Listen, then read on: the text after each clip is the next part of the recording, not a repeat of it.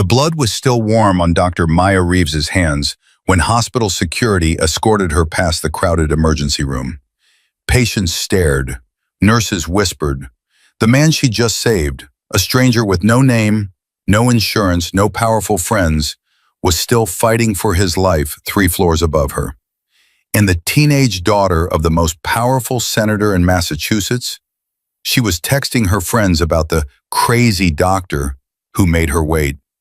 Maya didn't cry, not when they took her badge, not when Administrator Victor Ashford smiled that cold, political smile.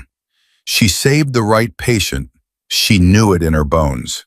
But knowing you're right doesn't pay the bills when you're blacklisted. Boston, Massachusetts, February 14th, 2024, the night everything changed.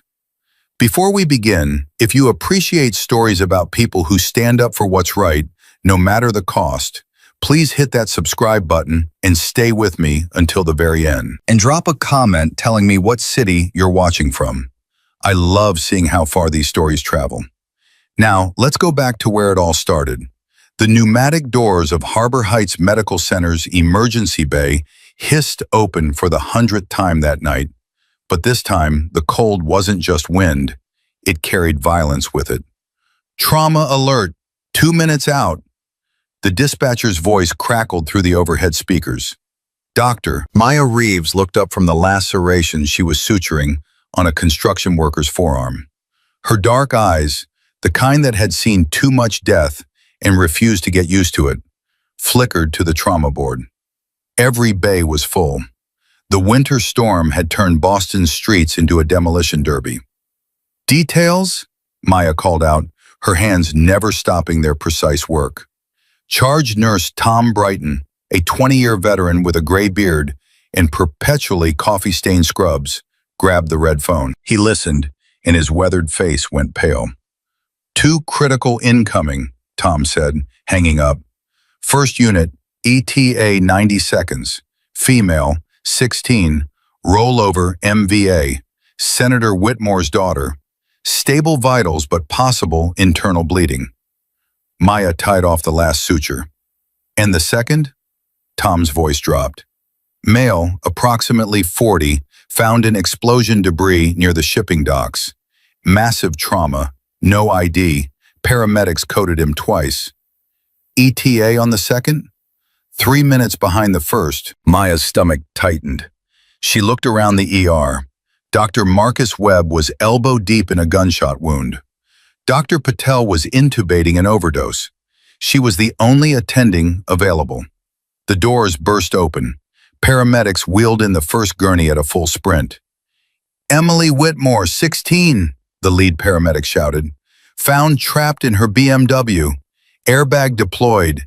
GCS 14. BP 110/70. Possible splenic injury. Behind them, a man in an expensive suit pushed through. Senator Richard Whitmore's chief of staff, already on his phone. Tell the governor we need the best surgeon now. The senator is en route. Maya moved to the gurney. The girl, blonde, designer clothes torn and bloodied, was conscious but dazed. Emily, I'm Dr. Reeves. Can you tell me where it hurts? My side, Emily whispered. And my head. Is my dad here? He's going to kill me. I wasn't supposed to be out. Maya pressed gently on the girl's abdomen. Soft, no obvious rigidity. We're going to take care of you. The chief of staff stepped directly into Maya's space. Dr. Reeves, the senator expects his daughter to receive immediate priority care. We're calling in Dr. Gerald Chen. Dr. Chen was the chief of surgery, Maya's mentor, and he was in surgery on another patient. I'll assess and stabilize, Maya said firmly. If she needs surgery, Dr. Chen will. The doors exploded open again. This time the paramedics weren't running. They were fighting to keep their patient alive on the move. No pulse! Starting compressions! Maya spun around. The second gurney came through like a hurricane of organized chaos. The man on it was unrecognizable, face swollen, covered in burns and lacerations, clothes shredded. But it was his chest that made Maya's breath catch. The paramedic doing compressions was putting his full weight into it, and she could see the man's ribs flexing wrong. Flail chest, tension pneumothorax, maybe worse. Trauma 1, Maya shouted, making the split-second decision. Now! Dr. Reeves, the chief of staff's voice was ice. Senator Whitmore's daughter has stable vitals and is conscious. Maya cut him off. This man is dying on my floor. Trauma 1, move. Tom's eyes widened, but he didn't hesitate. You heard her. Bay 1. The team mobilized. Maya ran alongside the gurney, her hands already assessing. She felt for a carotid pulse. Thready, nearly gone. OR status? Maya barked. All full, Tom replied, grabbing equipment. Nearest available was 45 minutes. Then we work here. Get me a chest tube kit, 4 units O-neg, and call anesthesia for a crash airway. They burst into Trauma Bay 1. The monitors screamed to life, or screamed their absence of it. Flatline, no heartbeat. Resume compressions, Maya ordered, grabbing the ultrasound probe. She slid it across the man's chest.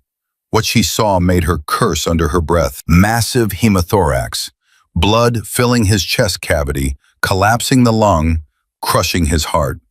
I need to crack his chest. The trauma bay went silent for half a second.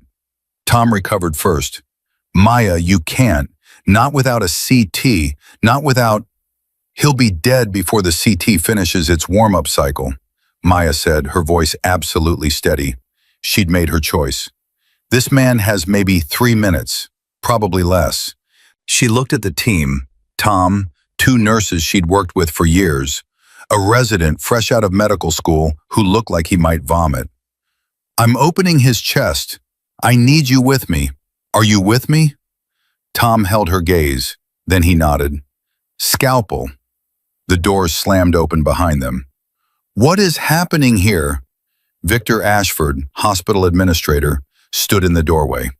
55, silver hair perfectly styled even at 2 a.m., suit that cost more than most nurses made in a month. Behind him, Senator Whitmore's chief of staff looked triumphant.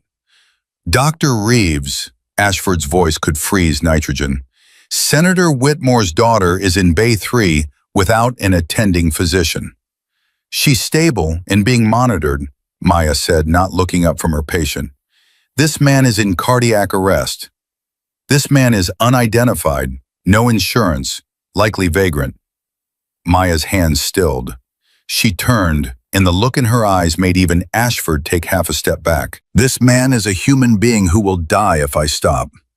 Dr. Chen is being pulled from his current surgery to attend to Miss Whitmore, Ashford said. You will step away from this patient and... No. The word hung in the air like a gunshot. Ashford's face went purple. Excuse me? I said no. Maya turned back to her patient. Tom, betadine, 10-blade. Dr. Reeves, I am ordering you, and I'm refusing. Maya's voice was calm, but her hands were shaking with suppressed rage. You want to fire me? Fine. Do it tomorrow. Tonight, I'm saving this man's life. She made the incision. Blood and air hissed out under pressure. The man's chest heaved. On the monitor, a rhythm appeared. Weak, thready, but there. We have sinus tach, the resident shouted, staring at the monitor like it was performing a miracle. Maya didn't celebrate. She was already working, placing a chest tube, evacuating the blood, re-expanding the lung. Her hands moved with the precision of a concert pianist playing a piece she'd practiced 10,000 times. Hang 2 units, wide open, she ordered, and get me a portable x-ray. I need to see if there's a cardiac injury. Behind her, she heard Ashford speaking in low, furious tones into his phone. She didn't care. The monitors were beeping steadily now. The man's oxygen saturation was climbing. 78%, 82%, 85%. Pressure's coming up, Tom said quietly. 90/60. Maya allowed herself one breath of relief. Then she noticed something. As she adjusted the man's head to check his airway, his collar shifted. There, just below his ear, barely visible under the blood and soot, was a tattoo, a trident, wings, military precision in the inkwork, SEAL team insignia. "Tom," Maya whispered, "this isn't a vagrant." Before Tom could respond, the trauma bay doors opened again. This time it was Dr. Gerald Chen, 70 years old, hands that had saved more lives than most people would meet, and eyes that held both wisdom and deep exhaustion. He took in the scene, the open chest, the blood, Maya's defiant stance, Ashford's rage. "Status," Chen said simply. "Hemothorax with tension pneumothorax," Maya reported. "Tube thoracostomy placed. Patient stabilized. Needs CT. Probable exploratory surgery for additional injuries." Chen moved to the bedside.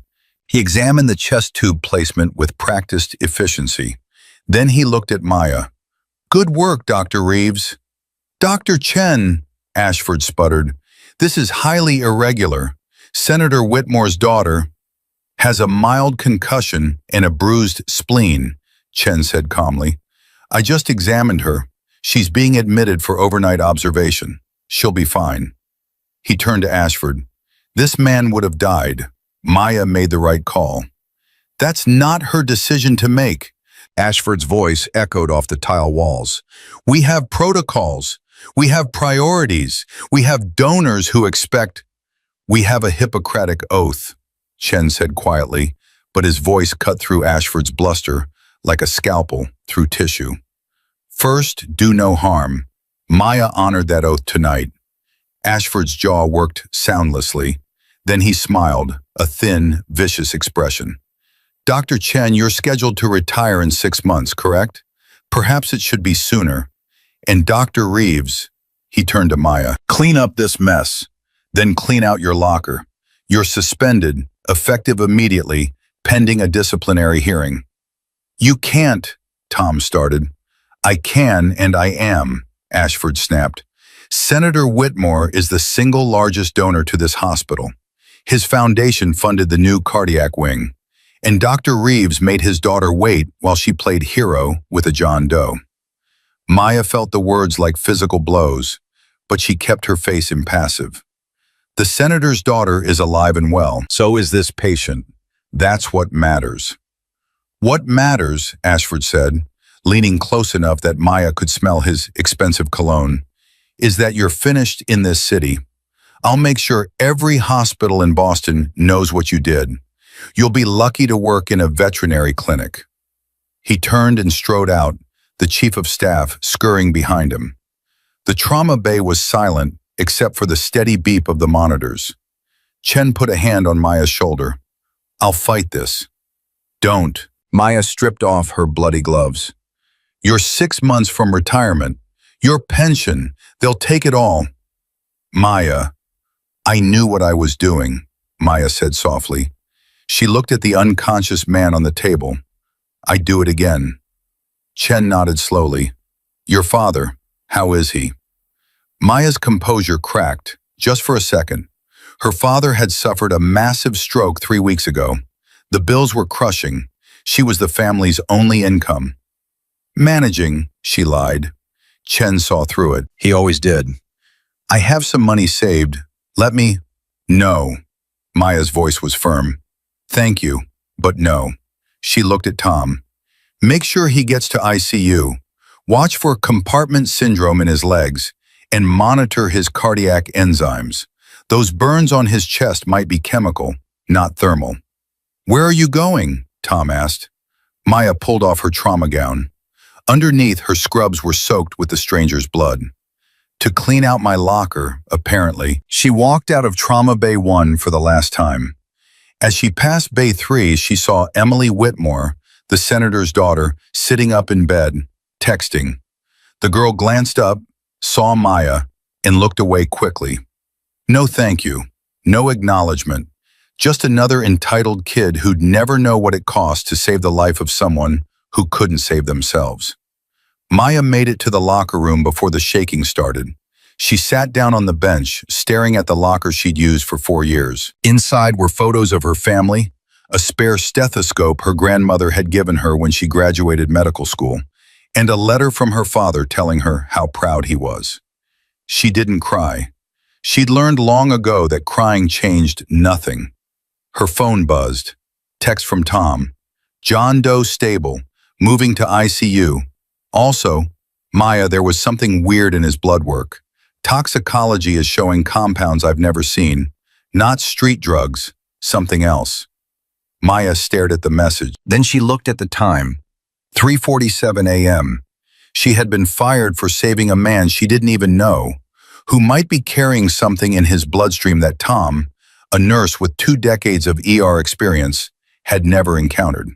She typed back, "Keep me updated. And Tom, thank you." His response came immediately. "You're the best doctor I've ever worked with. They're fools." Maya allowed herself a small smile. Then she started packing. She didn't know that 7 floors above her, in the ICU, the John Doe's eyes were flickering beneath closed lids. She didn't know that a military tracking beacon embedded in his sternum, damaged in the explosion, inoperative for 72 hours, had just sent out a single, desperate ping to a satellite 200 miles overhead. And she definitely didn't know that the ping had been received by a tactical operations center in Virginia, where a man named Commander Garrett Stone had just gone absolutely still while reading his computer screen. The last confirmed location of his missing brother, the brother everyone had assumed was dead, was Harbor Heights Medical Center, Boston, Massachusetts. Garrett was already moving toward the helicopter pad before his second-in-command could ask questions. Maya Reeves locked her locker for the last time, threw her bag over her shoulder, and walked out into the cold Boston night. The storm was still raging, but somewhere in the darkness, another storm was coming, one that would change everything. 3 days.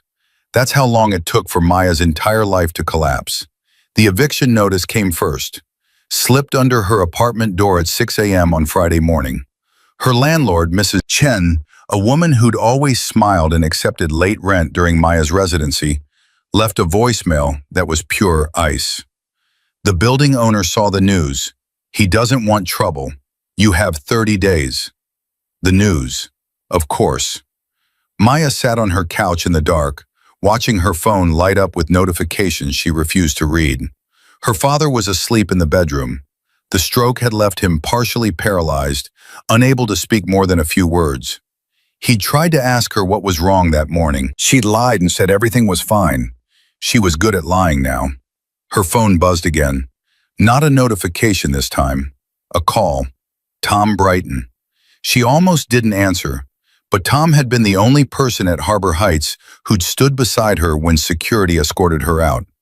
He deserved better than silence. "Tom." "Maya, thank God. Are you watching the news?" "No. Don't. Just don't." His voice was strained. "It's bad. They're calling you reckless, unstable. There's an interview with Ashford where he says you physically assaulted him." Maya's hand tightened on the phone. "I pushed him away when he grabbed me during a procedure. That's not assault." "I know that. You know that. But they're spinning it like you attacked an administrator to protect a homeless addict." "He wasn't." Maya stopped. She didn't actually know what the John Doe was. "How is he? The patient?" Tom's pause was too long. "That's why I'm calling. Maya, something's wrong. Really wrong." She sat up straighter. "What kind of wrong?" "He woke up yesterday morning, started thrashing, ripped out his IVs, broke Dr. Morrison's wrist when he tried to restrain him.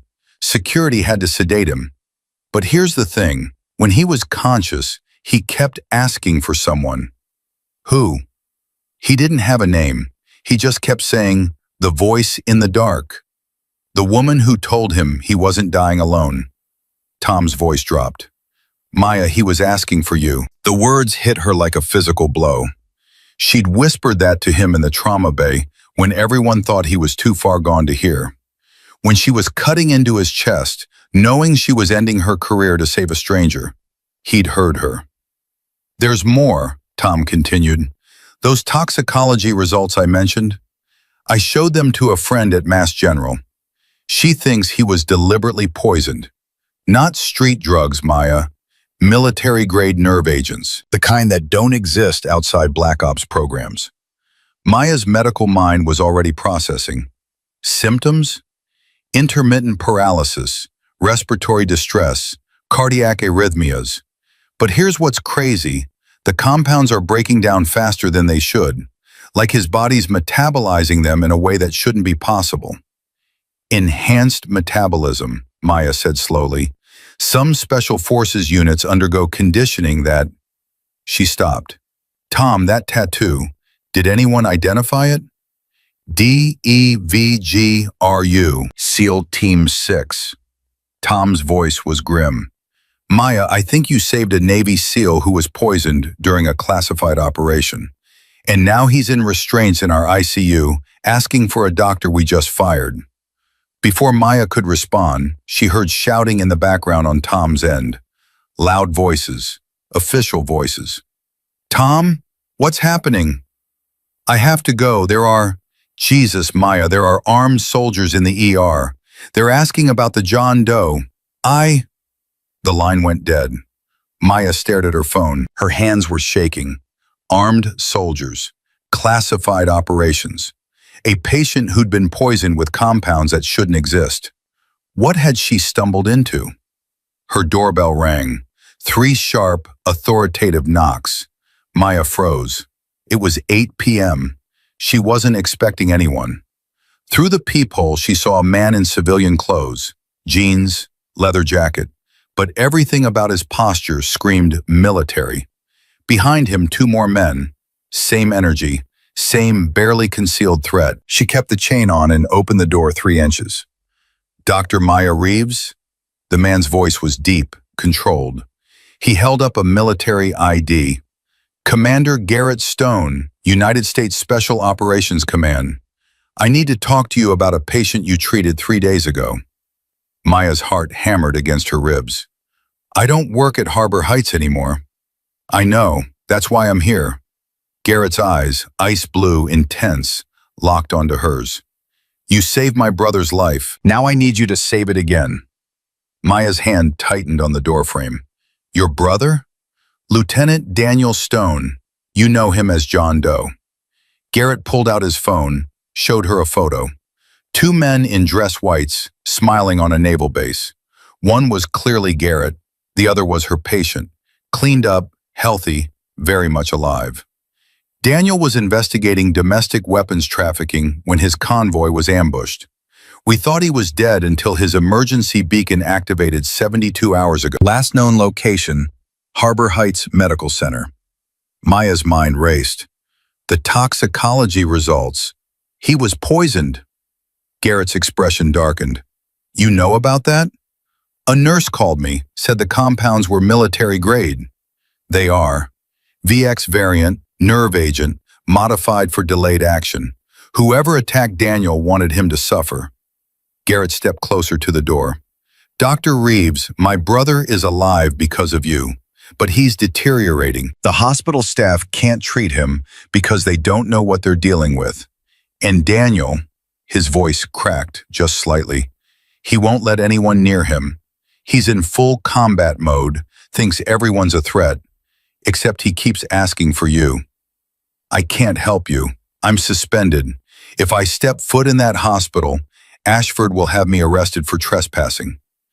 Ashford's been removed from his position as of 2 hours ago, Garrett said flatly. Federal investigation into medical fraud and obstruction. He won't be a problem. Maya blinked. How did you? I made some calls. Garrett's smile was cold. Dr. Reeves, I don't have time for hospital politics. My brother is dying. You're the only person he trusts. I need you to come with me, now. I can't just leave, my father. Will be taken care of. Garrett nodded to one of the men behind him. This is Corman Davis. He's a trained medical professional. He'll stay with your father while you're gone. Full medical monitoring, anything he needs. Maya looked at the young man stepping forward. He had kind eyes and the calm competence of someone who'd seen combat medicine. Ma'am, Davis said quietly, I've been doing this for 8 years. Your father will be safe with me. Maya's instincts screamed that this was insane. She'd just been fired. She had no legal protection. She didn't know these men. But a patient was asking for her. A patient who'd been poisoned and was dying while trapped in his own mind. She'd taken an oath. First, do no harm. "Give me 5 minutes," she said. Garrett nodded. "We'll be in the vehicle." Maya closed the door and leaned against it, breathing hard. Then she moved to her bedroom where her father was sleeping. She gently touched his hand. His eyes opened. He looked at her, trying to form words. Finally, he managed, "Go." "Dad, help." He squeezed her hand with his good one. "You help." Maya kissed his forehead. "I love you." She grabbed her medical bag, the one she'd packed out of habit even after being fired, and walked out into the night. The vehicle was an unmarked black SUV. Garrett opened the back door for her. Inside, the atmosphere was pure military efficiency. Tactical gear, secured weapons, encrypted radios crackling with coded chatter. They were moving before she'd even buckled her seatbelt. "Status update," Garrett barked into his comms. A voice crackled back. "Subject is barricaded in ICU room 6. Hospital security attempted breach at 1900 hours. He disarmed 2 guards and used a bed frame to block the door. No injuries, but he's threatening lethal force if anyone approaches." Garrett looked at Maya. He thinks he's still in the field. Combat stress reaction combined with the nerve agent's effects. His threat assessment is completely compromised. "What does that mean in practical terms?" Maya asked. "It means my brother, one of the most highly trained operators in the U.S. military, thinks everyone in that hospital is trying to kill him." Garrett's jaw tightened. "And if they push him, he will hurt people. He won't mean to, but he will." The SUV screeched around a corner. Maya grabbed the handle to steady herself. "Why me?" she asked. "Why does he trust me?" "Because you were the only person who fought for him when everyone else walked away." Garrett's voice was quiet now, almost gentle. Daniel was conscious enough to hear what was happening. He heard that administrator order you to leave him. He heard you refuse. He heard you tell him he wasn't dying alone. Garrett turned to look at her. "In Daniel's world right now, everyone's a threat except the woman who defied orders to save him." Maya felt something twist in her chest. "The nerve agent. How much time does he have?"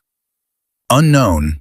The modified VX is breaking down, but it's causing cascading organ damage. Kidneys are starting to fail.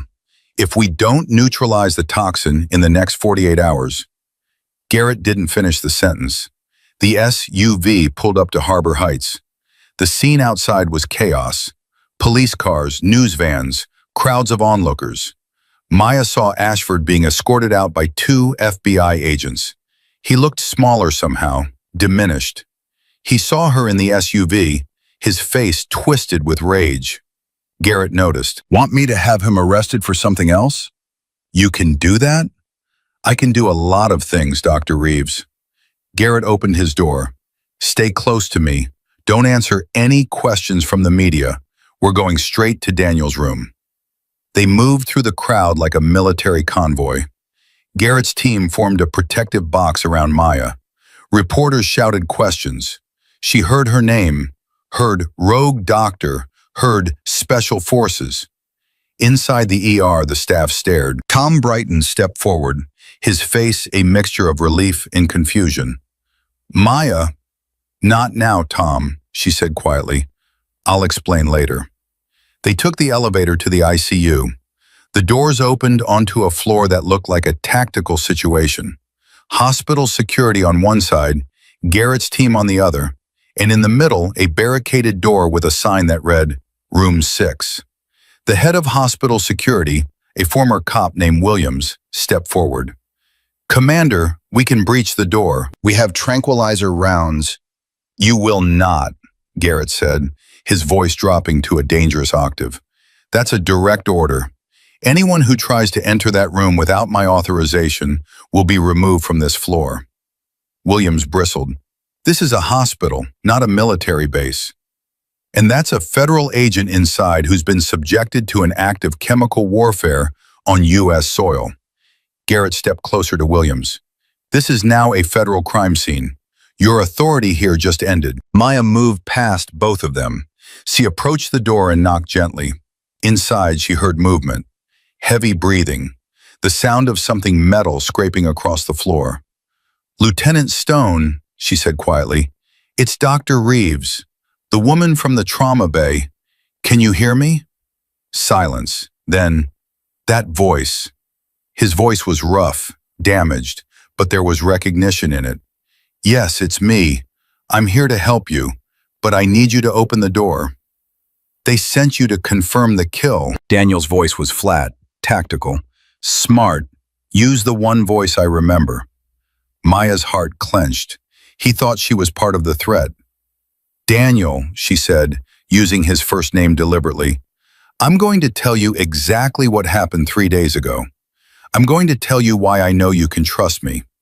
She heard him move closer to the door. You came into my ER with no pulse. An administrator ordered me to leave you and treat a VIP instead. I refused. I performed a thoracostomy without authorization. I got fired for it. Her voice strengthened.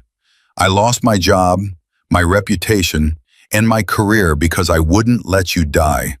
If I wanted to kill you, I would have just walked away like they told me to. The silence stretched so long Maya thought she'd failed. Then the sound of furniture being dragged. The door opened a crack. Daniel Stone looked worse than he had in the trauma bay. His eyes were wild, bloodshot, haunted. He was gripping a scalpel, stolen from God knows where, in a white-knuckled fist. Fresh blood stained his hospital gown from ripped IV sites. He looked at her, really looked. His eyes scanned her face like he was downloading every detail. Then he dropped the scalpel. You're real, he whispered. Maya stepped forward and caught him as his legs gave out. He was heavy, all muscle and bone, but she braced him. I'm real, she confirmed, and you're safe now. Daniel's eyes rolled back. He was crashing. Garrett, Maya shouted. I need a gurney, IV kit, and someone call down for an emergency antidote protocol. Now! Garrett's team moved instantly. Within 60 seconds, they had Daniel on a gurney, Maya had a line in, and they were racing toward the ICU's treatment room. But as Maya worked to stabilize him, she saw something on his arm she'd missed before. Burns. Deliberate. Shaped. Someone had tortured him before poisoning him. This wasn't just an ambush. This was personal. And whoever had done this probably knew Daniel had survived, which meant they'd be coming back to finish the job. Maya's hands moved on autopilot, establishing the IV line while her mind raced. The burns on Daniel's arm weren't random. They were precise, methodical. Someone had taken their time. Garrett, she said without looking up, how long was Daniel missing before the beacon activated? 72 hours. Garrett was at her shoulder, watching his brother's vitals on the monitor. Why? Because these burns are at least 3 days old, infected. Whoever did this kept him alive long enough to torture him before the poisoning. Maya flushed the IV line. They wanted information. Garrett's jaw turned to stone. What kind of information? That's your department, not mine. Maya checked Daniel's pupils. Uneven response. The nerve agent was affecting his brain function. Right now, my concern is keeping him alive long enough to tell you himself. Tom appeared in the doorway, carrying a metal case. Antidote protocol, as requested. But Maya, we don't have the specific anti-venom for modified VX. Standard atropine and pralidoxime might not work. Then we improvise. Maya opened the case, her hands steady despite the adrenaline flooding her system. Daniel's metabolism is processing the toxin faster than normal. That means his body is already fighting it. We just need to support that fight. She drew up the first dose of atropine. Garrett caught her wrist. If you're wrong, he said quietly, this could kill him faster. Maya met his eyes. If I do nothing, he's dead in 6 hours. Maybe less. You brought me here because I was willing to break the rules to save him once. Don't ask me to play it safe now. Garrett held her gaze for 3 long seconds. Then he released her wrist. Do it. Maya injected the medication. They watched the monitors. Daniel's heart rate spiked. 180, 190, 200, and Maya's own heart hammered in response. Too high, dangerously high. Then it started to drop.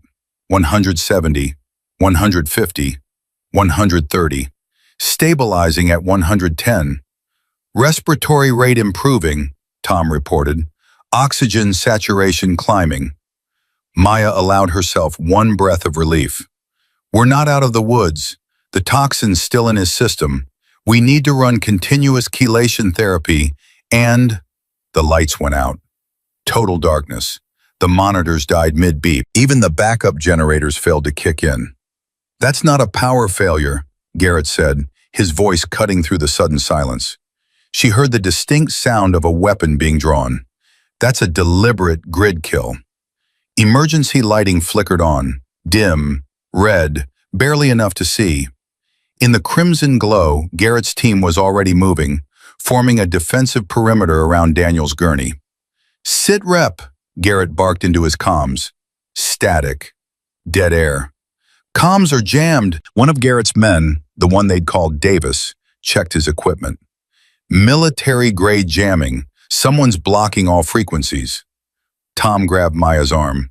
What's happening? Before she could answer, the ICU's main doors exploded inward. Not with explosives, with a battering ram. 6 men in tactical gear poured through, faces covered, weapons raised. But they weren't police. They weren't military. Their gear was too clean, too new. Private contractors. Mercenaries. Federal agents, one of them shouted. Nobody move. Garrett's laugh was cold. You're not federal anything. Real operators don't announce themselves. The lead mercenary's weapon swung toward Daniel. The target comes with us. Everyone else, stand down. Not happening. Garrett positioned himself between the mercenaries and his brother. His team mirrored the movement, creating a human wall. Maya's medical training screamed at her to get down, to hide, to protect herself. But Daniel was unconscious, vulnerable, still connected to IVs that couldn't be moved without killing him. She stayed exactly where she was. Dr. Reeves, the lead mercenary said, and Maya's blood turned to ice. He knew her name. Step away from the patient. This doesn't concern you. Everything about my patient concerns me. Maya's voice was steadier than she felt. He's in critical condition. Moving him will kill him. He's dead anyway. The mercenary took a step closer. The poison is irreversible. We're just accelerating the inevitable. Then why do you want him? Garrett's question was sharp, tactical. If he's dying, why risk an assault on a hospital? The mercenary's silence was answer enough. Daniel wasn't dying, not anymore, and whoever sent these men knew it, which meant they were terrified of what Daniel might say when he woke up.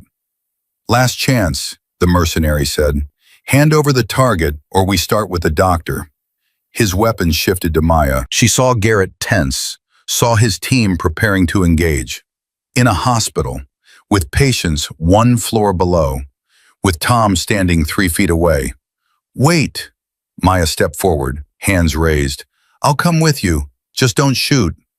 Maya, no, Tom started. Shut up, Tom. Maya kept her eyes on the mercenary. You want Daniel? Fine. But he needs continuous medical care or he crashes. You kill me, you lose your leverage. Take me with him. The mercenary's head tilted, considering. Smart doctor. Not smart, Garrett said. Brave. There's a difference. The mercenary gestured with his weapon. Disconnect him. You have 60 seconds. Maya's hands shook as she began removing the IV lines. She worked slowly, buying time. 30 seconds. 45. She saw Garrett's team shifting position, saw the tension coiling in their muscles. They were going to make a move, and people were going to die. Done, Maya lied, one line still connected. He's ready to transport. The mercenary stepped closer to verify. Garrett moved at the same instant. What happened next took 3 seconds, but felt like an eternity. Garrett grabbed the mercenary's weapon, twisted it upward. The gun fired, deafening in the enclosed space, the round punching into the ceiling. Garrett's team engaged the other mercenaries. Tom dove behind a desk. Maya threw herself over Daniel's gurney, shielding him with her body. Then the second wave came through the windows. Glass shattered. More mercenaries rappelled down from the floor above. 8 now. 10. They weren't here to extract Daniel quietly. They were here to erase him. "Fall back!" Garrett shouted. "Get Daniel to the stairwell!" His team moved as one unit, pushing the gurney toward the emergency exit. Maya ran alongside, one hand on the IV bag, the other trying to keep Daniel's head stabilized. Bullets sparked off metal, embedding in walls. Someone was screaming. Maybe her. They crashed through the stairwell door. Garrett slammed it shut behind them, and one of his men jammed the handle with a piece of metal rebar. "That'll hold them 30 seconds, the man said. "Maybe less." "Then we move fast." Garrett looked at Maya. "Can he survive going down 6 flights of stairs?" "Can he survive staying here?" Maya shot back. They started down. The gurney banged against the concrete walls. Daniel's monitors, the portable ones Maya had grabbed, showed his vitals spiking. Stress response. His body couldn't take much more. 2 flights down, the door above them exploded open. Footsteps thundered on the stairs. "Contact rear," someone shouted. Garrett's team returned fire, the sound deafening in the enclosed space. Maya's ears rang. She tasted copper, blood from where she'd bitten her tongue. They burst out onto the 4th floor. The hallway was empty. Every patient had been evacuated when the power died. Smart. "Where are we going?" Maya gasped, running to keep pace. "Parking garage," Garrett panted. "Extraction vehicle, if we can reach it." They rounded a corner and came face to face with 3 more mercenaries. No time to stop. Garrett fired without breaking stride. 2 went down. The 3rd got a shot off. Maya felt the impact before she registered the pain. Something punched her left shoulder, spinning her halfway around. She stumbled, but didn't fall. Couldn't fall. Daniel needed her. "Maya!" Tom's voice from somewhere behind them. He'd followed them down. "You're hit. Keep moving." Garrett grabbed her good arm, pulling her forward. The parking garage. They crashed through the doors. The extraction vehicle was there. Armored SUV, engine already running. Someone from Garrett's team had anticipated this. They loaded Daniel into the back. Maya climbed in after him, her left arm now screaming with pain. Blood soaked her shirt. She ignored it. "Drive!" Garrett shouted. The vehicle peeled out. Behind them, mercenaries poured into the garage, weapons blazing. The rear window spiderwebbed with bullet impacts but held. Armored glass. They crashed through the parking garage barrier and onto the street. Civilian cars swerved out of the way. Someone's side mirrors shattered. Maya forced herself to focus. She checked Daniel's vitals with her good hand. Heart rate elevated but stable. Breathing shallow but present.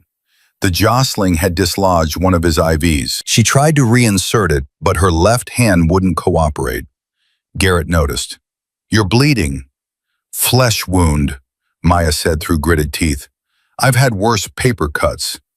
"That's a lie." "Yeah, well, I'm a doctor. We're trained to lie to keep patients calm." She finally got the IV line back in. "Where are we going?" "Safe house, 20 minutes north." Garrett pulled off his jacket, wadded it up, and pressed it against her shoulder.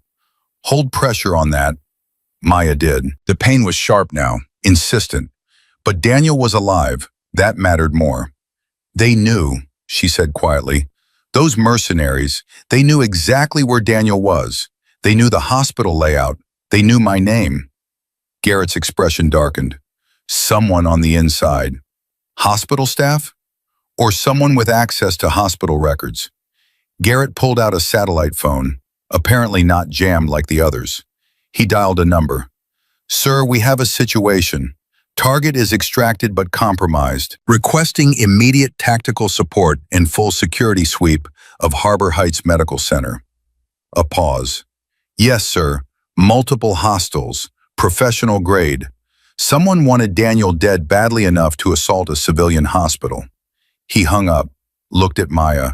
There's something you need to know, Garrett said. Daniel wasn't just investigating weapons trafficking. He was investigating domestic terrorism. A network selling military-grade hardware to extremist groups inside the United States. Maya's stomach dropped. How big a network? Big enough to have people in law enforcement, in government, in hospitals. Garrett's jaw tightened. The explosion that nearly killed Daniel? It wasn't an ambush. It was an execution attempt. Someone in his own chain of command gave up his location. You think someone at Harbor Heights? I think someone at Harbor Heights facilitated Daniel's torture and poisoning. And when you saved his life, you became a problem they needed to eliminate. Maya thought about Ashford, about how quickly he'd moved to fire her, about Senator Whitmore's daughter showing up at the exact moment Daniel arrived. The senator's daughter, Maya said slowly. Her accident, was it real? Garrett pulled up a file on a tablet with his free hand. Emily Whitmore's BMW was found with cut brake lines. Someone wanted her at that hospital at that exact time. Why? Because her father, Senator Richard Whitmore, sits on the Armed Services Committee. He has oversight on special operations, including Daniel's unit. Garrett's voice was grim. If Daniel died while the senator's daughter was in the ER, it would look like a hospital screw-up during a VIP crisis. Perfect cover. Maya's head spun. You're saying Senator Whitmore is involved in this? I'm saying someone is using him as cover. His chief of staff, maybe. His campaign donors. Someone with enough access to manipulate hospital administration. The SUV swerved hard. Maya grabbed Daniel's gurney to keep it from sliding. We've got a tail, the driver reported. Black sedan, 2 cars back. Garrett looked out the rear window. Confirmed. Same mercenary team. How are they tracking us? Maya demanded. This vehicle is supposed to be secure. Garrett's face went cold. He looked at Daniel, at the hospital gown, at the IV bag Maya had grabbed, at the portable monitor. The equipment, Garrett said. They tagged the hospital equipment. Maya stared at the monitor in horror. We led them right to us. Garrett ripped the monitor's power cord out, threw the entire unit out the window. It shattered on the road behind them. The black sedan didn't slow down. They're not following the monitor, the driver said. They're following something else. Garrett's eyes widened. He grabbed Daniel's arm, the one with the burns, and felt along the damaged tissue. His fingers found something small, hard, embedded under the skin. A tracking chip. They tagged him, Garrett said, his voice hollow. When they tortured him, they implanted a tracker. Can you remove it? Maya asked. Not while we're moving, not without proper equipment. Garrett looked at his brother's unconscious face. And definitely not without anesthesia. The sedan was gaining. Maya could see the silhouettes inside. 3 men, all armed. We're not going to make it to the safe house, she said. No, Garrett agreed. We're not. He leaned forward to the driver. Take us to the secondary location, the one we don't talk about. Boss, I know what it is. Do it. The SUV changed direction, heading east instead of north, toward the industrial district, toward the part of Boston where people didn't ask questions and cameras didn't work. Maya pressed harder on her shoulder wound. Blood was seeping through Garrett's jacket. She was getting lightheaded. Stay with me, Doc, Garrett said quietly. I need you conscious. I need a hospital, Maya said, then laughed, sharp, slightly hysterical. Oh, wait, I just got shot escaping one. Welcome to my world. Your world is insane. Yeah, Garrett checked his weapon, but you fit into it better than you think. The SUV screeched to a halt outside a warehouse. Looked abandoned. Probably wasn't. Inside, Garrett ordered, fast and quiet. They unloaded Daniel. Maya stumbled getting out. Garrett caught her with his free arm. "I've got you," he said. "I know," Maya whispered, and realized she meant it. They were inside for 30 seconds before the black sedan pulled up outside. Garrett's phone buzzed. A text from an unknown number. "You have something that belongs to us. Trade the target for the doctor. You have 5 minutes to decide." Maya read it over his shoulder. "Don't. I'm not trading you. I'm not asking you to. I'm telling you not to." Maya grabbed his arm with her good hand. "Daniel has information they'll kill to protect.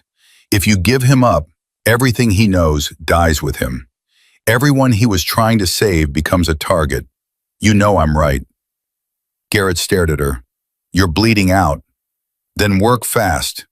He looked at his team, at his unconscious brother, at the doctor who'd already sacrificed everything to save a stranger.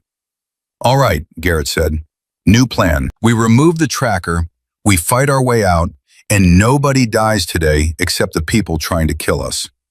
"How do we remove the tracker?" Maya asked. Garrett pulled out a combat knife. "The old-fashioned way." Maya looked at the knife in Garrett's hand. The blade was stained, not with rust, but with the memory of previous use. This wasn't a tool. This was a weapon being repurposed. "You can't just cut into him," Maya said. "We need sterile conditions, local anesthetic, proper—" "We have 4 minutes," Garrett interrupted, "and a building full of mercenaries who will execute all of us if we don't move faster than perfect." Daniel's eyes flickered beneath closed lids. His body knew something was wrong. Even unconscious, his training was trying to surface. Maya grabbed the knife from Garrett's hand with her good arm. "Then I do it. I'm the doctor. You're also bleeding out." "Not relevant." Maya positioned herself over Daniel's arm, found the small, hard mass under the burned skin. The tracker was deep. Whoever implanted it knew what they were doing. "Hold him down. When I cut, his body will try to fight even if his brain doesn't wake up." Garrett's team moved without being asked. 2 men on Daniel's shoulders, 1 on his legs. Combat medics who'd done field surgery in worse conditions. Maya didn't have anesthetic, didn't have proper instruments, didn't have time. She cut. Daniel's body arched off the table despite 4 grown men holding him. His eyes snapped open, wild, unseeing, pure survival instinct. He grabbed Maya's wrist with crushing strength. "Daniel!" Garrett's voice cut through the chaos. "Stand down! She's helping you!" But Daniel wasn't hearing commands. He was back in whatever hell he'd survived before the hospital. His grip tightened on Maya's wrist. She felt bones grinding together. "Daniel," Maya said quietly, not fighting his hold. "It's me." The voice from the dark, "Remember? I told you that you weren't dying alone." His eyes focused, found her face. Recognition flickered. "The doctor," he rasped. His voice sounded like gravel being crushed. "You got fired." "I got shot too," Maya said. "So we're even. Now let me finish getting this tracker out of your arm before more people try to kill us." Daniel released her wrist, looked at Garrett. "Brother." "Yeah," Garrett's voice cracked just slightly. "I'm here." "You brought her back." Daniel's gaze returned to Maya. "Smart. Can you stay conscious?" Maya asked, already working the tracker loose from the muscle tissue. "Because I could use your help convincing your body not to go into shock." "SEAL training, pain management." Daniel's jaw clenched. "I can handle it." He was lying. Maya could see it in the way sweat beaded on his forehead, in the white-knuckled grip he had on the edge of the gurney. But he stayed still while she worked. The tracker came free with a wet sound that made even Garrett wince. Maya held up the small device, barely larger than a grain of rice, covered in Daniel's blood. "Got it." "Timer?" Garrett asked. Maya looked at the warehouse door. 2 minutes, maybe less. One of Garrett's men grabbed the tracker, sprinted to the back of the warehouse, and threw it into a drainage pipe that led to the sewer system. "Let the mercenaries track that." "Now what?" Maya asked. Her vision was blurring at the edges, blood loss catching up to her. "Now we figure out who's running this operation before they regroup."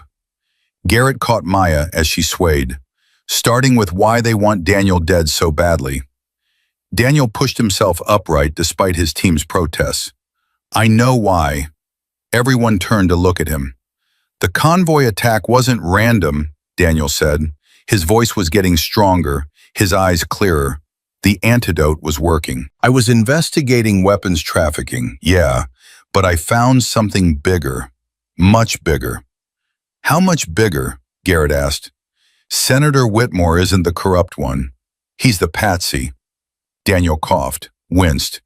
His chief of staff, Marcus Webb, is running the operation, using the senator's position to facilitate military equipment sales to domestic terror cells.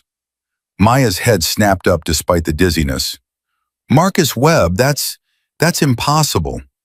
Daniel looked at her. You know him? He's a doctor at Harbor Heights, Dr. Marcus Webb. I work with him. Maya's mind raced. Worked with him. Past tense. He's ER attending. I've known him for 3 years. Same name, same person, Daniel said. Medical degree is real. Military background is fabricated.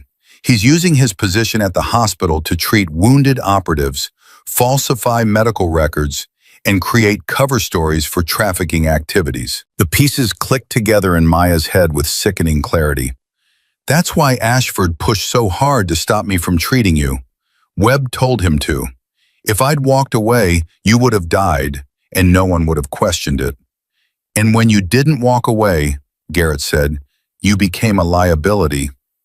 The senator's daughter, Maya continued, Emily, her accident wasn't just for show. Webb needed chaos at the hospital, needed every resource focused somewhere else while he, what, confirmed Daniel was there? Called in the hit? Both, Daniel said. I regained consciousness for maybe 30 seconds in the trauma bay, heard Webb's voice. He was on his phone saying, target acquired, initiating cleanup protocol. Then why didn't he just kill you himself? Maya asked. Because too many people saw me arrive. Too many witnesses. Daniel met her eyes, including one very stubborn doctor who refused to let me die. A sound outside. Engines. Multiple vehicles. Garrett's phone buzzed. Another text. We know you removed the tracker. Doesn't matter. We have the warehouse surrounded. Send out Dr. Reeves and Lieutenant Stone. Everyone else can walk away. They're bluffing, one of Garrett's men said. No, they're not, Maya said quietly. She was looking at her own phone. A new message from an unknown number. It showed a photo, her father, asleep in his bedroom, with Corman Davis slumped unconscious in the corner. The message read, we have your father. Trade yourself for his safety.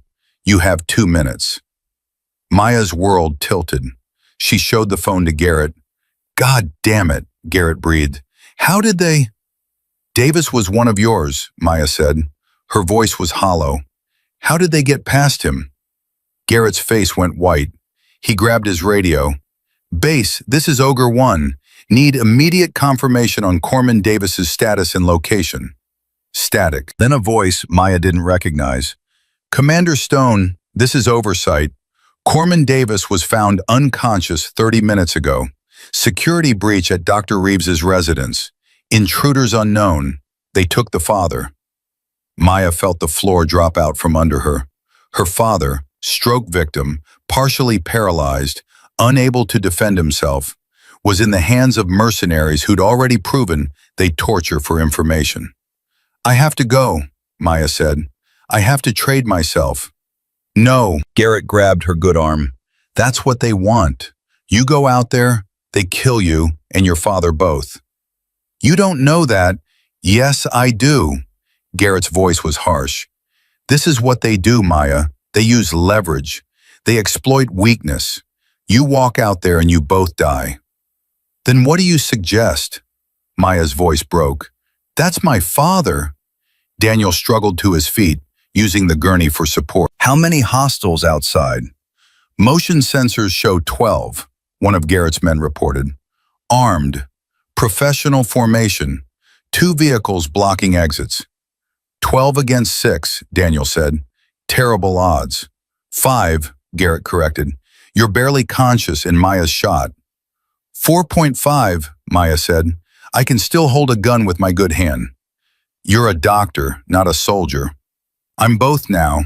Maya checked her shoulder wound, still bleeding, but slower. She'd lived long enough to matter. And I'm not letting my father die because I'm too scared to fight. Daniel looked at his brother. Something passed between them. Years of shared combat, shared losses, shared impossible situations. We don't have to fight all 12, Daniel said. Just one. What are you talking about? Garrett asked. Webb. He's here. He has to be. Daniel's eyes were sharp now, focused. This is his operation. He wouldn't trust anyone else to clean up his mess. So we get him, we get leverage. How do you know he's here? Daniel held up his arm, the one with the burns. Because he's the one who did this. I saw his face before they drugged me. He enjoyed it. Maya felt bile rise in her throat. The man she'd worked beside for 3 years, who'd helped her learn the ER's systems, who'd brought donuts on Christmas shifts. That man had tortured Daniel. So we draw him out, Garrett said slowly, understanding dawning. Make him think he's won. I'll go, Maya said immediately. I'll tell them I'm surrendering. That'll bring Webb close enough to... To what? Garrett interrupted. You're a civilian doctor, Maya, not bait. I stopped being just a doctor the moment I saved Daniel, Maya said. Webb made sure of that. She walked toward the warehouse door before anyone could stop her. Garrett grabbed her, gently, careful of her wound. If you do this, he said quietly, there's no going back. Your life won't ever be normal again. My life stopped being normal 3 days ago. Maya looked at him. And honestly, normal was overrated. She opened the door, stepped out into the harsh glare of vehicle headlights, raised her good hand in surrender. I'm Dr. Maya Reeves, she called out. I'm unarmed. I'm here to negotiate. A figure stepped forward from behind the lights. Expensive suit, familiar walk. Dr. Marcus Webb looked exactly like he always did. Professional, composed, trustworthy. Right up until he smiled. Maya, Webb said, you should have walked away when Ashford told you to. Yeah, well, I'm bad at following orders. Maya took a step forward. Her shoulders screamed. She ignored it. You have my father. I want proof he's alive. Webb gestured. 2 mercenaries dragged someone forward. Her father, conscious but gagged, hands zip-tied. He looked terrified but unharmed. Relief flooded through Maya. Let him go and I'll cooperate. Will you? Webb stepped closer. Because I don't think you're the cooperative type, Maya. I think you're the type to record this conversation on your phone. The one in your back pocket. The one you activated before you walked out here. Maya's blood turned to ice. Webb pulled out a signal jammer. Nice try, though. Very CSI. He nodded to his men. Bring her. The mercenaries moved forward. Maya tensed. This was it. The moment where Garrett's team would have to act, or she'd be gone. Then Daniel's voice cut through the tension like a blade. Webb! Everyone turned. Daniel stood in the warehouse doorway, barely upright, clearly in pain, but his weapon was steady and aimed directly at Webb's chest. Lieutenant Stone, Webb said, remarkable resilience. The poison should have killed you 3 times over. Disappointing, isn't it? Daniel's voice was cold. All that torture, all that planning, and I'm still here. Not for long. Webb's hand moved toward his weapon. I wouldn't. Daniel didn't flinch. I've got 12 rounds. You've got 12 men. I can kill you before anyone gets a shot off. Question is, are you worth dying for? Webb's men hesitated. Mercenaries weren't true believers. They were contractors, paid to do a job, not to die for someone else's cause. Webb saw it, the moment his control slipped. You don't have the shot, Webb said. You're barely standing. Want to test that theory? The standoff held for 3 endless seconds. Then Maya heard it. Sirens, multiple vehicles, coming fast. Webb heard it too, his face twisted with rage. You called the FBI. Better, Garrett said, stepping out behind Daniel. He held up his phone. I called the Secretary of Defense, who called the Director of National Intelligence, who authorized a full tactical response. He smiled. Turns out when you torture a Navy SEAL investigating domestic terrorism, people take it personally. The sirens were close now, less than a block away. Webb's mercenaries were already backing toward their vehicles. They knew when a mission was compromised, but Webb wasn't moving. He was staring at Maya with pure hatred. "You ruined everything," he said. "Good," Maya replied. Webb drew his weapon, not at Daniel, at Maya's father. Everything slowed down. Maya screamed, started running despite the bullet in her shoulder, knew she wouldn't make it in time. Daniel fired. The round caught Webb in the shoulder, the exact same shoulder Maya had been shot in. Poetic justice. Webb's gun clattered to the ground. FBI vehicles screamed into the lot. Agents poured out. Webb's mercenaries scattered, but there was nowhere to go. The perimeter was sealed. Maya reached her father, cut through his zip ties with shaking hands. He pulled the gag free and grabbed her face with his good hand. "You okay?" he managed. "Yeah, Dad." Maya was crying now. "I'm okay." Garrett appeared beside them. "Ambulance is 2 minutes out. Both of you need a hospital." "I hate hospitals," Maya said. Garrett laughed, surprised, genuine. "Yeah, I'm getting that impression." FBI agents were cuffing Webb. He was shouting about lawyers, about diplomatic immunity, about senators who owed him favors. "He's not going to stop," Maya said quietly. "Even from prison, this network is too big." "I know," Garrett said. "That's why we need you." Maya looked at him. "Need me for what?" "To testify, to help us track down every person Webb treated at that hospital, to be the face of what happens when someone actually stands up to corruption." Garrett's expression was serious. "Daniel's information is crucial, but your story, the doctor who lost everything to save a stranger, that's what will make people care. I'm not a hero. You kept fighting when any sane person would have run." Garrett helped her stand. "That's the definition of a hero." The ambulance arrived. Paramedics rushed to Maya and her father. She let them work, too tired to fight anymore. As they loaded her onto a stretcher, Daniel appeared beside her. He looked terrible, pale, shaking, clearly fighting to stay upright. "Thank you," he said simply. "For what?" "For not walking away." Daniel's hand found hers. "For being exactly as stubborn as my brother. For giving me a reason to keep breathing in that trauma bay when everything in me wanted to quit." Maya squeezed his hand with her good one. "I'll send you a bill for the therapy."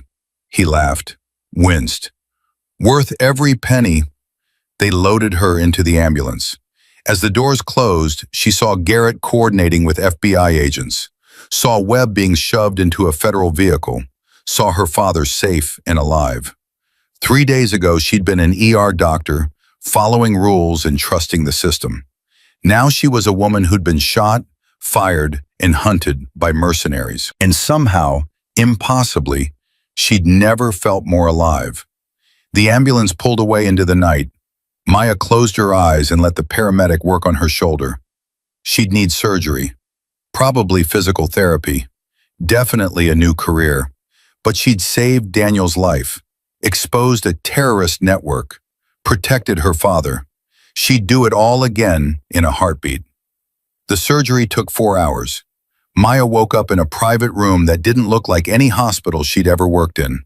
No monitors beeping, no nurses bustling, just Garrett sitting in a chair by the window, watching the door like he expected it to explode. "Where am I?" Maya's throat was dry, her voice scratchy. "Walter Reed Medical Center, VIP wing." Garrett stood, poured water from a pitcher, helped her drink. "Your father's 3 doors down. Stable. They're running tests to see if the stress triggered any additional stroke damage." Maya tried to sit up. Pain lanced through her shoulder. "I need to see him." "You will, after you heal." Garrett gently pushed her back down. "The bullet nicked your brachial artery. You lost a lot of blood. The surgeon said you're lucky to have full arm function." "How long was I out?" 18 hours. Maya's eyes widened. Daniel is testifying to a federal grand jury as we speak. Garrett checked his watch. Has been for the past 6 hours. They're building a case against Webb and everyone connected to the trafficking network. And Webb? Singing like a canary, trying to cut a deal. Garrett's expression was cold. Won't help him. We have documents, recordings, satellite footage. He's done. Maya processed this. 18 hours. In that time, the entire conspiracy had started unraveling. What about Harbor Heights? Ashford. Ashford took a plea deal, admitted to accepting bribes from Webb to manipulate patient care and cover up suspicious cases. The hospital board fired the entire administrative staff. They want you back. What? Full reinstatement, back pay, public apology. Garrett handed her a folder. This arrived 2 hours ago. Contract offer. Chief of Trauma Surgery position. Dr. Chen personally recommended you. Maya stared at the papers. Everything she'd lost, everything she'd fought for, being handed back like it had never been taken away. She set the folder aside without opening it. I don't want it, she said quietly. Garrett raised an eyebrow. You sure? That's a significant position. I'm sure. Maya looked at her bandaged shoulder. I can't go back to a place where saving a patient's life is considered controversial, where administrators value donors over human beings, where I'll always wonder if the person in the next bed is a terrorist being treated by corrupt staff. Fair point, Garrett sat back down. So what do you want? Before Maya could answer, the door opened. Daniel walked in, moving carefully but under his own power.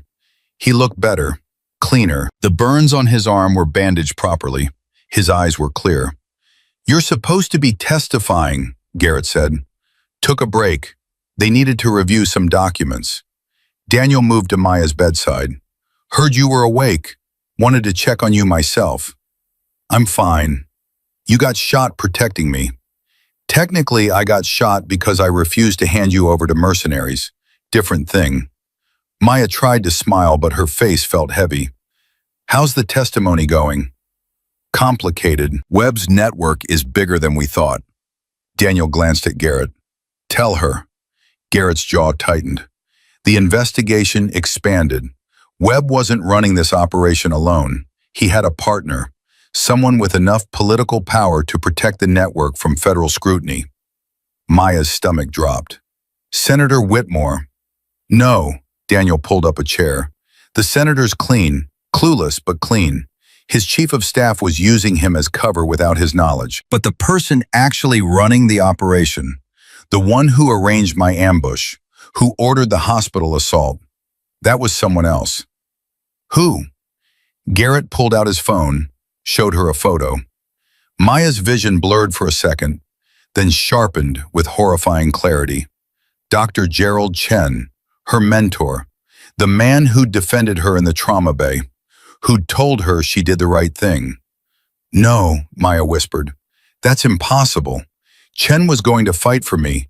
He supported my decision to save you. He supported you publicly, Daniel said gently.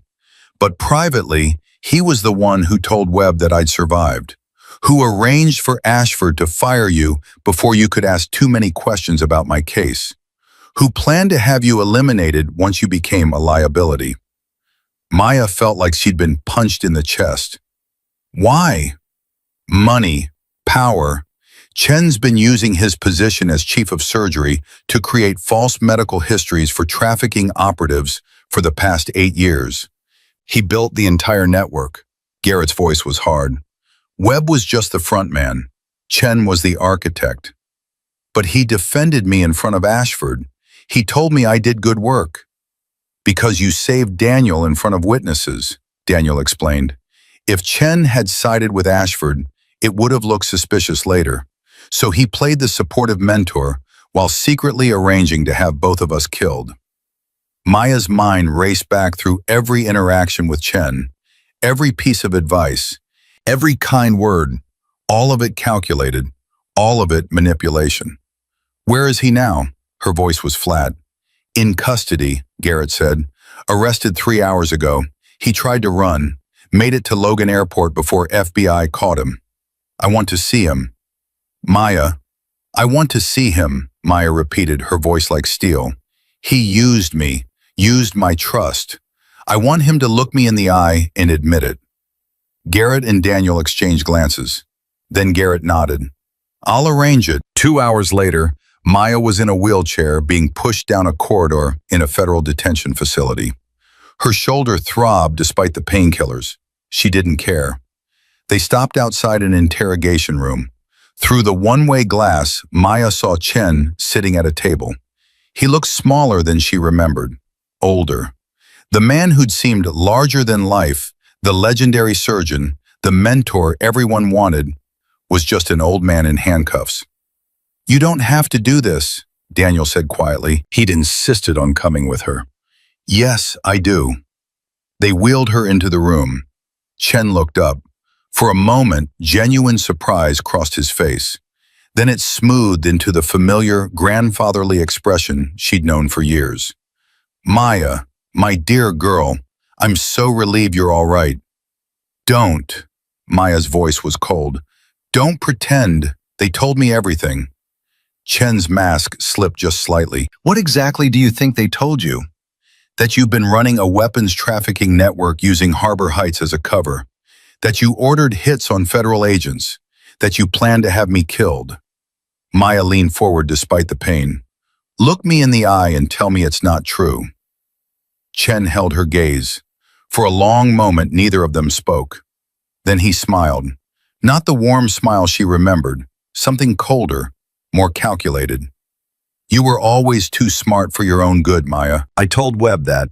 I said hiring you as trauma chief was a mistake, that you'd notice inconsistencies, ask questions, but he insisted we needed the best. Chen leaned back in his chair. Ironic, isn't it? Your competence is what saved Lieutenant Stone, and what signed your death warrant. Maya felt something cold settle in her chest. Hearing him admit it was different than knowing it intellectually. Why? Why traffic weapons? Why build a network? Why risk everything? Chen shrugged. Because the system is broken, Maya. You know that. You've seen it. Good people dying because they can't afford care. Heroes like Lieutenant Stone sent into impossible situations with no support. Meanwhile, bureaucrats like Ashford get rich, denying treatment. So your solution was to arm terrorist cells? My solution was to create leverage, to fund operations the government wouldn't approve, to save lives they'd written off. Chen's voice took on the passionate quality she remembered from his teaching lectures. Every weapon I sold funded medical equipment for veterans' hospitals, trauma research, programs that save lives. You're lying to yourself, Maya said quietly. Those weapons killed people, innocent people. You can't justify that with charity work. Can't I? Chen smiled. How many lives have you saved, Maya? Hundreds? Thousands? And how many did you sacrifice? How many patients died while you were treating someone else? How many times did you choose who lives and who dies? That's different. Is it? You chose to save Lieutenant Stone over Senator Whitmore's daughter. You prioritize based on need, on likelihood of survival, on your judgment of who deserves saving more. Chen leaned forward. I did the same thing, just on a larger scale. You tortured him, Maya's voice shook. You burned him. You poisoned him. Don't compare your sadism to triage decisions. I did what was necessary to protect the network, to protect the hundreds of lives that network supports. Chen's expression hardened. You're young, Maya, idealistic. You think there are clear lines between right and wrong. Give it 20 more years. See how many impossible choices you make. See how many compromises you accept. I will never, Maya said, each word precise, become you. Chen studied her. We'll see. The government is going to offer you a position, medical consultant for special operations. You'll treat soldiers who do terrible things for good reasons. You'll lie to families about how their sons died. You'll make choices that haunt you." He smiled. "And one day, you'll understand why I did what I did." Maya stood up from the wheelchair, ignoring Daniel's protest, ignoring the screaming pain in her shoulder. She walked to the table and looked down at the man who'd shaped her career. "No," she said simply, "I won't. Because I know the difference between hard choices and evil ones. And what you did was evil." She turned and walked out. Let Daniel catch her when her legs gave out. Let him help her back into the wheelchair. In the corridor, she finally let herself cry. Not for Chen, for the mentor she thought he was, for the trust she'd given, for the innocence of believing that good people always did good things. "He's wrong," Daniel said quietly, "about you becoming like him." "How do you know?" "Because when you had the choice, save me or follow orders, you chose me, even when it cost you everything." Daniel crouched beside her wheelchair. "Chen chose power, you chose people. That's the difference." Maya wiped her eyes. "What happens now?" "Now we finish what you started," Daniel stood. "We testify. We expose everyone in the network. We make sure what happened to you, what happened to both of us, means something." The trial took 3 months. Maya testified for 2 days straight, described every detail of that night in the trauma bay, faced down defense attorneys who tried to paint her as reckless, unstable, attention-seeking. She didn't break. Daniel testified for a week. FBI agents testified. Hospital staff testified. The evidence was overwhelming. Chen was convicted on 18 counts, including conspiracy to commit terrorism, weapons trafficking, and attempted murder of a federal officer, sentenced to life without parole. Webb got 40 years. Ashford got 15. Senator Whitmore held a press conference apologizing for his chief of staff's actions and announced his retirement from politics. Emily Whitmore, the senator's daughter, came to see Maya after the trial. She looked different, older, less entitled. "I didn't know," Emily said. They were sitting in a coffee shop near Maya's new apartment. "About Webb, about any of it. I thought I was just doing a favor for my dad's friend." "You were used," Maya said simply. "So were you." Emily stirred her coffee nervously. "I wanted to say thank you for saving that soldier, even though it meant you couldn't treat me first. You made the right call. Your dad's chief of staff cut your brake lines to create chaos at the hospital. You could have died." "I know." Emily's hands shook slightly. "I've been in therapy, trying to process it all. The guilt of being part of it, even unknowingly." "You're not responsible for other people's choices," Maya said. "Just your own." Emily nodded. "What will you do now?" "Something different." That something different arrived 2 weeks later in the form of Garrett Stone, appearing at her door with a file folder. "Job offer," he said without preamble. "Medical Director for Special Operations Medical Unit. You'd oversee trauma care for high-value missions, train combat medics, develop new protocols for field medicine." Maya looked at the folder. "Where?" "Classified. Multiple locations. Some domestic, some overseas. The work is dangerous. The hours are terrible. You'll see things that will change you." "Sounds familiar." Garrett smiled slightly. "Daniel's already accepted a position as tactical consultant. He says he won't work with anyone else." "And you?" "I'm in charge of the unit, which means if you accept, we'll be working together. Closely." Garrett's expression was carefully neutral, but Maya saw something in his eyes. Something that had been building over the past 3 months of debriefings and testimonies and late-night phone calls. "Garrett," Maya said carefully, "if I take this job, it has to be professional." "It will be." "I mean it. I can't. I won't be involved with someone in my chain of command. I've seen what happens when personal relationships compromise professional judgment." "Understood." Garrett's voice was formal. "Completely professional. You have my word." Maya believed him, which was why, 3 weeks later, when she showed up for her first day at the Special Operations Medical Unit, She was surprised to find Daniel waiting outside her office. "Garrett's not your supervisor," Daniel said, grinning. "I checked the org chart. You report directly to the Secretary of Defense. Garrett reports to the Joint Chiefs. Completely separate chains of command." Maya stared at him. "He planned this." "Of course he did. He's a tactical genius." Daniel's grin widened. "Also, he's been in love with you since you told Ashford to shove his administrative order." "He has not." "Maya, he reorganized an entire military medical unit just to make sure he could ask you out without creating a workplace problem." "That's either love or obsessive-compulsive disorder. Possibly both." Maya felt her face heat. I'm not looking for a relationship?" Garrett's voice came from behind her. "Yeah, I got that impression.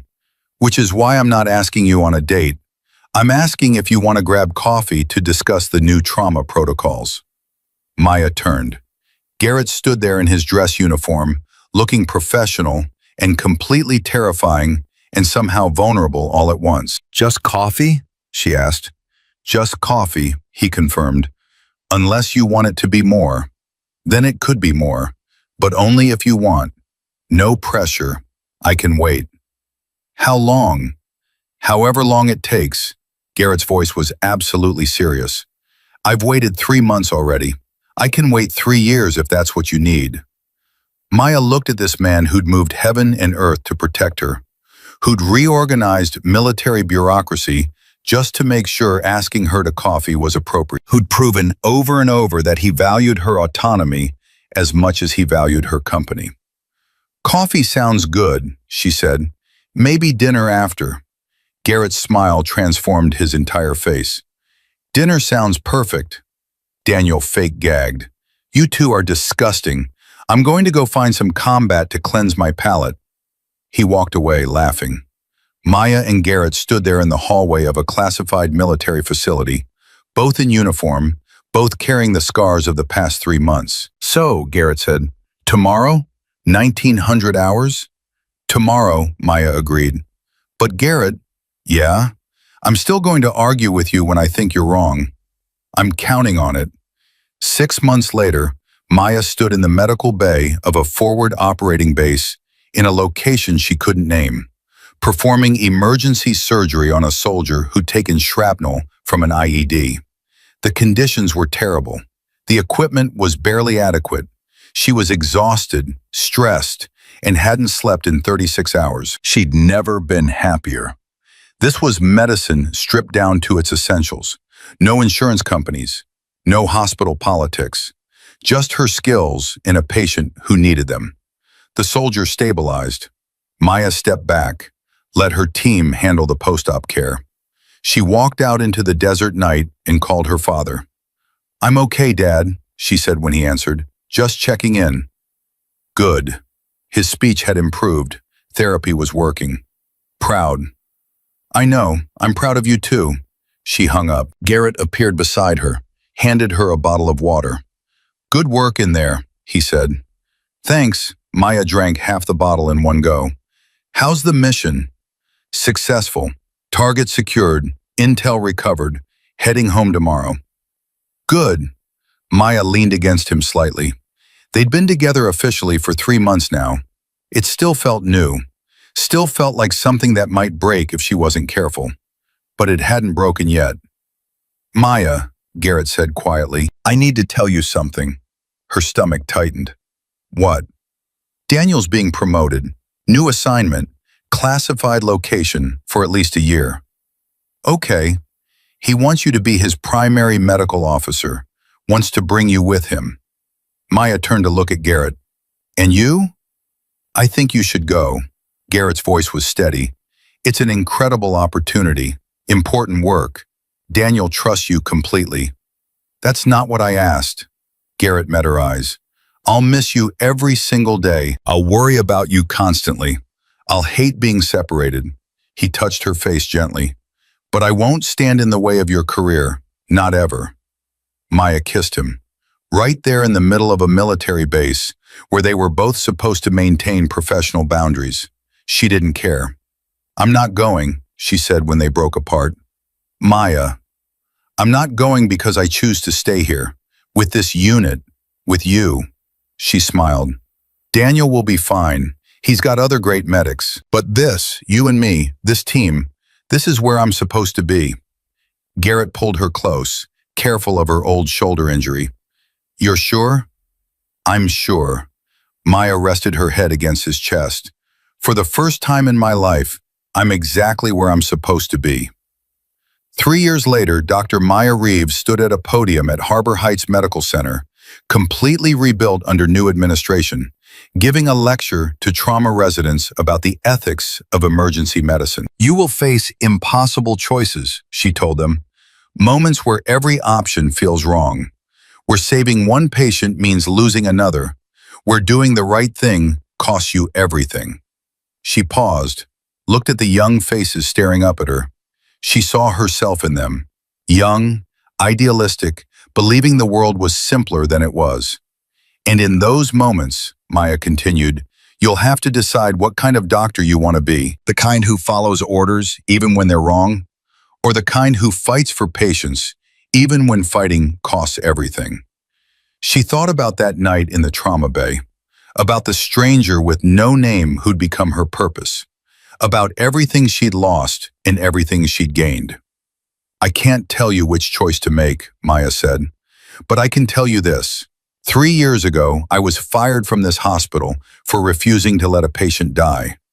I lost my job, my reputation, my safety. I was shot, hunted, nearly killed, she smiled, and I'd do it all again, because that patient survived, because standing up to corruption mattered, because sometimes the right choice is the hard one. The residents applauded. Maya stepped down from the podium.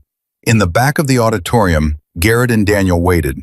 Both in civilian clothes now, Daniel had retired from active duty to teach tactical medicine. Garrett had taken a Pentagon position overseeing military medical operations. Good speech, Daniel said. Thanks. Maya grabbed her bag. Ready for dinner? Always. They walked out of Harbor Heights together, 3 people who'd been broken by the same system and had rebuilt themselves into something stronger. Maya's phone buzzed. A text from Tom Brighton, still working at Harbor Heights but now as Director of Emergency Medicine. Great lecture. The new residents need to hear that message. Thank you for coming back. Maya texted back. Thanks for standing with me when it mattered. Because that was the truth she'd learned. Not everyone was corrupt. Not every system was broken. Some people still stood up, still fought, still believed that one person refusing to walk away could change everything. She'd been that person once, would be again if needed. But tonight, she was just Maya, walking out into the Boston evening with the 2 men who'd fought beside her, who'd proven that doing the right thing, no matter the cost, was always worth it. The hospital doors closed behind them. Ahead, the city lights beckoned, and Maya Reeves walked toward them with her head high, knowing that she'd lost everything once and built something better from the ashes. Knowing that standing up mattered, that fighting back changed things. That one stubborn doctor refusing to let a stranger die could bring down an entire network of corruption and save more lives than she'd ever imagined. She'd been fired from the ER for refusing to walk away, and she'd do it again in a heartbeat. Because some battles are worth fighting, some patients are worth saving, and some choices define exactly who you are when everything else is stripped away. Maya Reeves had made her choice, and she'd never once looked back.